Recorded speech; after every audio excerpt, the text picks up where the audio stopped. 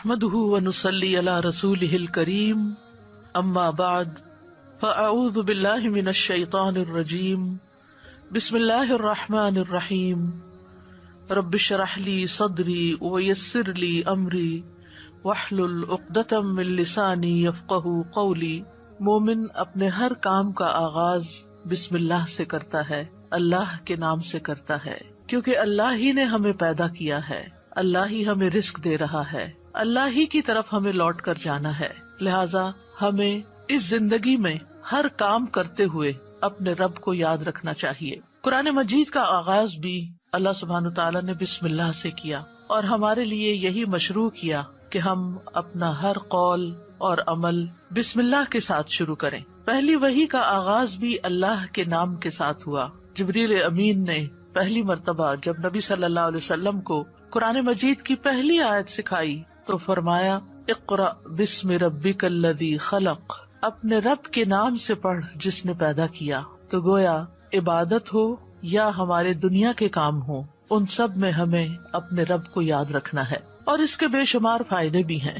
اللہ سبحانہ تعالیٰ کا نام بابرکت ہے، لہٰذا جب ہم اللہ کے نام سے کوئی کام شروع کرتے ہیں تو ہمارے کاموں میں برکت پیدا ہو جاتی ہے۔ قرآن مجید میں آتا ہے تبارک اسم ربک ذو الجلال والاکرام، بہت بابرکت ہے تیرے رب کا نام جو بہت عظمت والا، اکرام والا ہے۔ جب ہم عبادت کرتے ہیں تو کہتے ہیں ایاک نعبد و ایاک نستعین، صرف تیری ہی ہم عبادت کرتے ہیں اور تجھی سے ہم مدد چاہتے ہیں، کیونکہ ہم کمزور ہیں، ہم اللہ کی عبادت کا حق ادا نہیں کر سکتے۔ اس لیے کوئی بھی کام جو عبادت کی نوعیت سے تعلق رکھتا یعنی خاص عبادات سے، ان کے آغاز میں بھی اللہ کا نام لینا چاہیے، کیونکہ اس سے اللہ کی مدد حاصل ہوتی ہے، اور پھر مزید نیک کاموں کی توفیق بھی ہوتی ہے۔ انسان برائی سے بچتا ہے، شیطان کے وار سے محفوظ رہتا ہے، کیونکہ اللہ تعالیٰ کی مدد، توفیق اور سپورٹ انسان کو حاصل ہو جاتی ہے، اور انسان کے اندر کوئی فخر اور غرور نہیں آتا۔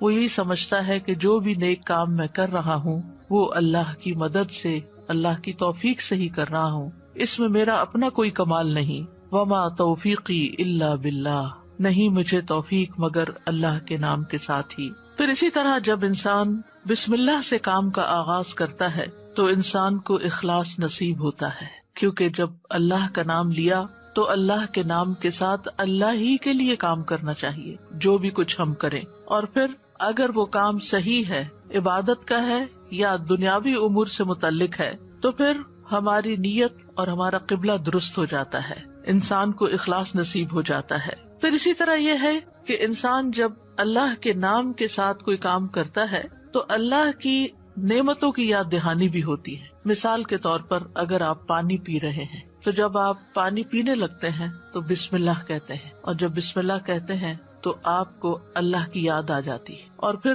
ساتھ ہی وہ نعمت جو آپ استعمال کر رہے ہیں اس کے بارے میں غور و فکر بھی نصیب ہوتا ہے کہ یہ اللہ نے پانی پلایا ہے، اور پھر انسان کا غور و فکر اسے کہیں سے کہیں لے جاتا ہے، اس کے اندر ایک وسعت پیدا ہوتی ہے، وہ سوچتا ہے کہ یہ پانی میرے گلاس میں کہاں سے پہنچا، کس نے اتارا۔ تو ظاہر ہے کہ پانی کا پیدا کرنے والا بھی اللہ ہے، اور تمام چیزوں کو اللہ سبحانہ تعالیٰ نے پانی سے پیدا کیا۔ ہم تک جو پانی پہنچتا ہے کچھ تو زمینی ذرائع سے اور بیسیکلی بارش کے ذریعے آتا ہے۔ بارش کیسے آتی ہے؟ سمندروں کا پانی بخارات کی شکل میں اوپر اٹھتا ہے اور پھر بادلوں کی شکل میں جہاں اللہ چاہتا ہے برساتا ہے۔ جب بادل برستے ہیں یا برف پڑتی ہے تو پہاڑوں کی چوٹیوں پر اور مختلف جگہوں پر یا تو پانی جم جاتا ہے یا پھر ندی نالوں کی شکل میں، دریاؤں کی شکل میں بہنے لگتا ہے، اور کچھ پانی رس کر زمین کے اندر چلا جاتا ہے، چشموں کی شکل اختیار کر لیتا ہے، اور پھر مختلف ذرائع سے ہوتے ہوتے وہ ہم تک پہنچتا ہے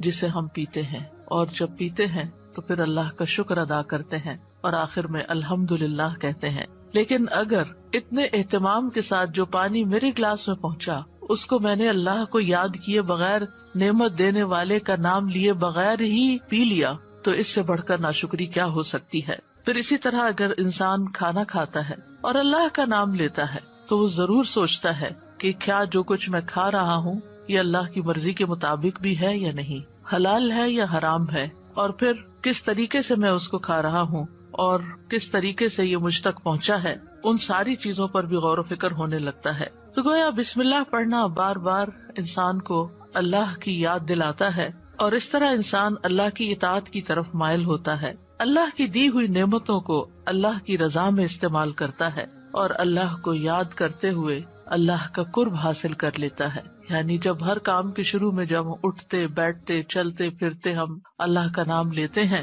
تو اس طرح ہمیں اللہ سبحانہ تعالیٰ کا قرب نصیب ہوتا ہے، اور ہمارے دنیا کے کام بھی عبادت بن جاتے ہیں، کیونکہ وہ اللہ کی مرضی کے مطابق اللہ کی رضا کے لیے ہوتے ہیں۔ اور اس طرح دنیا میں بھی کاموں کے اندر برکت پیدا ہوتی ہے، سہولت پیدا ہوتی ہے، اللہ کی مدد شامل حال ہوتی ہے، اور آخرت میں بھی یہ عمل فائدہ دیتا ہے، اور انسان کے اندر کوئی تکبر و غرور پیدا نہیں ہوتا۔ وہ سوچتا ہے کہ جو کچھ مجھے ملا ہے یہ اللہ کا فضل ہے۔ پھر ہم دیکھتے ہیں کہ انبیاء کا طریقہ بھی یہی رہا ہے۔ نوح علیہ السلام کے بارے میں آتا ہے کہ جب وہ کشتی پر سوار ہوئے تو انہوں نے دعا پڑھی، اس کا آغاز بھی بسم اللہ سے کیا، بسم اللہ مجریہا و مرساہا۔ اسی طرح سلیمان علیہ السلام نے ملکہ سبا کو جو خط لکھا اس کے آغاز میں بھی بسم اللہ لکھا۔ پھر اسی طرح ہم دیکھتے ہیں کہ نبی صلی اللہ علیہ وسلم متعدد مقامات پر بسم اللہ کی تعلیم دیتے ہیں، جس کے بارے میں آگے ہم متعدد احادیث میں دیکھیں گے کہ کس طرح آپ صلی اللہ علیہ وسلم کی زندگی کا ایک اہم حصہ تھا بسم اللہ پڑھنا،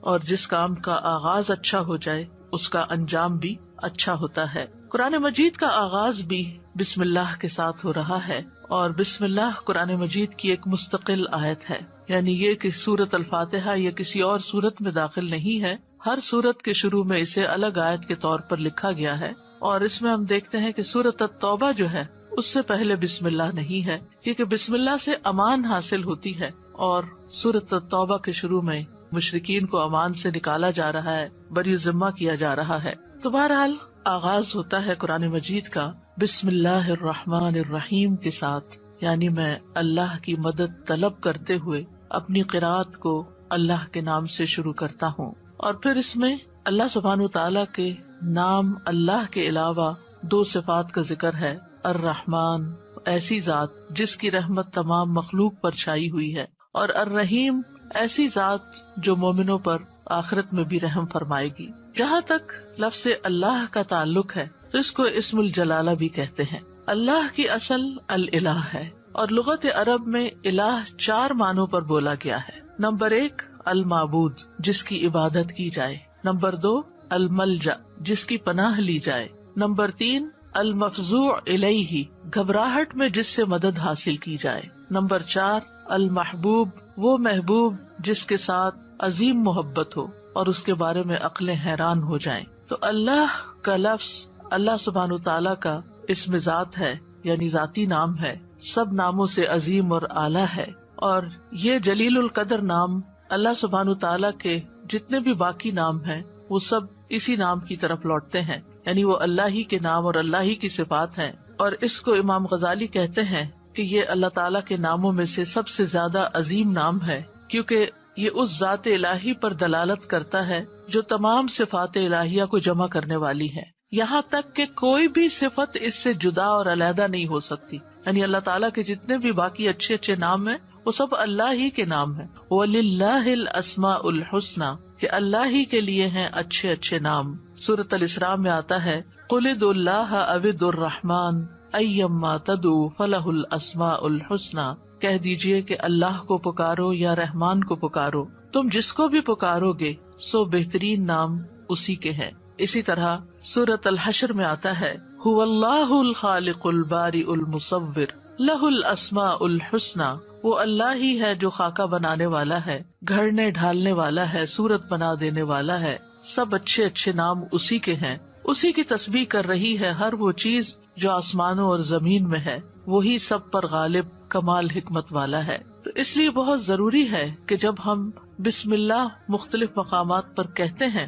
تو ہمیں اللہ کی پہچان بھی ہونی چاہیے۔ اللہ سبحانہ تعالیٰ کو پہچاننا بھی ضروری ہے، اور اس کی پہچان اس کی نشانیوں کے ساتھ بھی ہوتی ہے جو کائنات میں پھیلی ہوئی ہیں، اس کی پہچان اس کی کتاب کے ذریعے بھی ہوتی ہے، اور اس کی پہچان نبی صلی اللہ علیہ وسلم نے بھی کروائی ہے۔ لہٰذا اگر ہم اللہ تعالیٰ کو پہچانیں گے تو ہم صحیح طور پر پورے شعور کے ساتھ بسم اللہ ادا کریں گے۔ بلحجیم قبیلے کے ایک آدمی سے روایت ہے، وہ کہتے ہیں کہ میں نے پوچھا اللہ کے رسول آپ کن چیزوں کی دعوت دیتے ہیں؟ نبی صلی اللہ علیہ وسلم نے فرمایا میں اس اللہ کی طرف دعوت دیتا ہوں جو یکتا ہے. قال ادعو الی اللہ وحدہ. کون ہے اللہ؟ وہ اللہ کہ جب تم پر کوئی مصیبت آتی ہے اور تم اسے پکارتے ہو تو وہ تمہاری مصیبت دور کر دیتا ہے، اور جب تم کسی بیابان اور جنگل میں راستہ بھول جاؤ اور اس سے دعا کرو تو وہ تمہیں واپس پہنچا دیتا ہے. جب تم قحط سالی میں مبتلا ہوتے ہو اور اس سے دعا کرتے ہو تو وہ پیداوار ظاہر کر دیتا ہے، یعنی تمہارے سب کام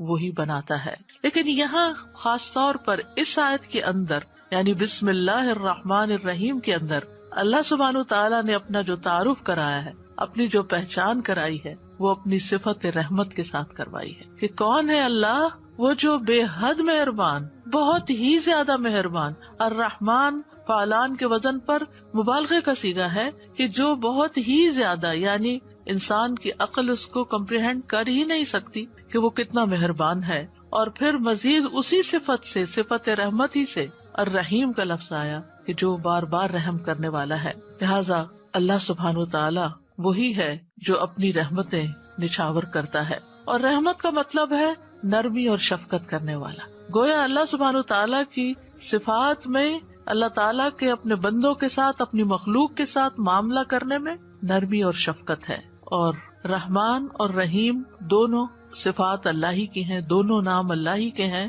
لیکن دونوں میں تھوڑا فرق ہے. رحمان ایسی رحمت والا جس کی رحمت دنیا کی تمام مخلوقات کو اور آخرت میں مومنوں کو بھی شامل ہے، یعنی یہ رحمت عام ہے. اور اسی نام سے اللہ سبحانہ وتعالیٰ نے اپنے آپ کی پہچان کروائی کہ الرحمن علی العرش استویٰ، وہ بے حد رحم فرمانے والا عرش پر بلند ہوا. اور رحیم سے مراد ایسی رحمت والا کہ جو قیامت کے دن صرف مومنوں کے لیے ہوگی. اور ہم جانتے ہیں کہ اللہ سبحانہ وتعالیٰ کی رحمت کے 100 حصے ہیں، جس میں سے صرف ایک حصہ دنیا میں اتارا ہے، باقی اللہ سبحانہ وتعالیٰ نے آخرت کے لیے، یعنی اس کی باقی رحمتیں 99 جو ہے وہ آخرت کے لیے ہیں، جس کی بنا پر وہ بندوں کی بخشش فرمائے گا. یہاں دونوں ناموں کو اکٹھا کیوں کیا گیا ہے؟ اللہ سبحانہ وتعالیٰ کے دونوں نام الرحمن اور رحیم کا مل کر آنا اللہ سبحانہ وتعالیٰ کی رحمت کے مزید کمال کو بیان کرتا ہے. اور اس کے بارے میں ابن القیم رحمہ اللہ کہتے ہیں کہ جہاں تک الرحمن اور رحیم دونوں ناموں کو جمع کرنے کا تعلق ہے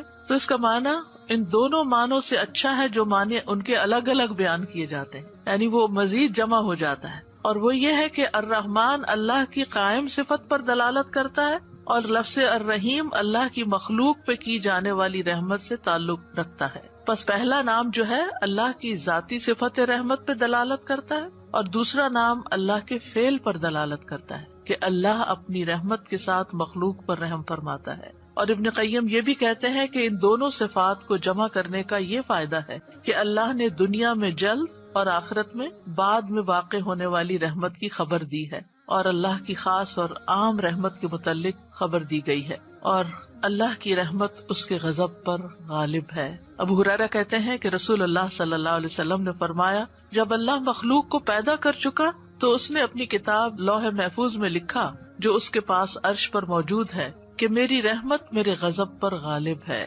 اور اس کی رحمت بہت وسیع ہے. قرآن مجید میں آتا ہے وَرَحْمَتِي وَسِعَتْ كُلَّ شَيْءٍ، میری رحمت نے ہر چیز کو گھیر رکھا. کوئی اس کو مانتا ہے یا نہیں مانتا، اس کی عبادت کرتا ہے یا نہیں کرتا، جتنے بھی ہم دنیا میں لوگ چل پھر رہے ہیں، سخت نافرمانیاں کرتے ہیں، لیکن اس کے باوجود وہ ہمیں جینے کی مہلت دیتا ہے، رزق دیتا ہے، ہمارے کام سنوارتا ہے، ہمیں مشکلات سے بچاتا ہے. تو اللہ کے یہ دونوں نام جو ہیں، انسان کو اگر ان کی پہچان ہو جائے تو ہر غم اور پریشانی اس کی دور ہو جائے. کیونکہ ہر تکلیف میں، ہر مشکل میں اگر انسان یہ یاد کر لے کہ میرا رب بڑا ہی مہربان ہے، بڑی ہی رحمت فرمانے والا ہے، تو انسان کی پریشانی دور ہو جائے کہ وہ ہے کوئی جو میری مشکل آسان کر سکتا ہے، اور وہ اپنی رحمت فرمائے گا اور ضرور کر دے گا. تو ہمیں ہر کام سے پہلے بسم اللہ پڑھنی چاہیے، کیونکہ اللہ سبحانہ تعالیٰ کا نام لینے والا کامیاب ہوتا ہے. جیسے کہ قرآن مجید میں آتا ہے قد افلح من تزکا